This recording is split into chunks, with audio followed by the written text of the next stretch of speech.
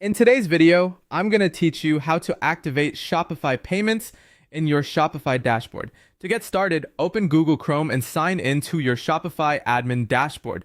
Make sure you're using the correct store before you continue, because the payment settings you update here will apply to that specific Shopify account.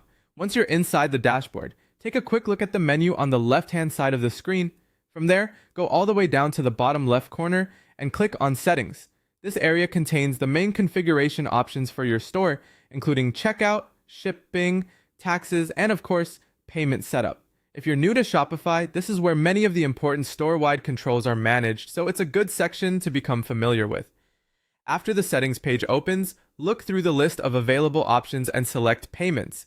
This is the section where Shopify lets you manage how customers will pay you at checkout. You may see different payment methods, providers, or setup options depending on your store's region and current configuration, but for this process, we're focusing specifically on Shopify Payments.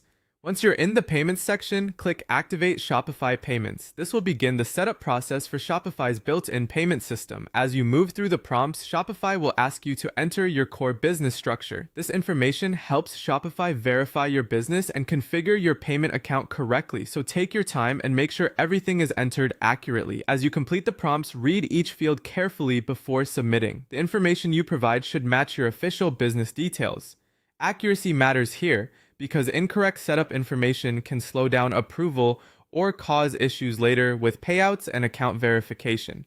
If you're unsure about any field, it's a good idea to pause and confirm the correct information before moving forward. Once you've finished the prompts and submitted your business structure details, Shopify Payments should move forward in the activation process. At that point, your store will be one step closer to accepting payments directly through Shopify, which can make checkout more seamless for your customers and easier to manage for you.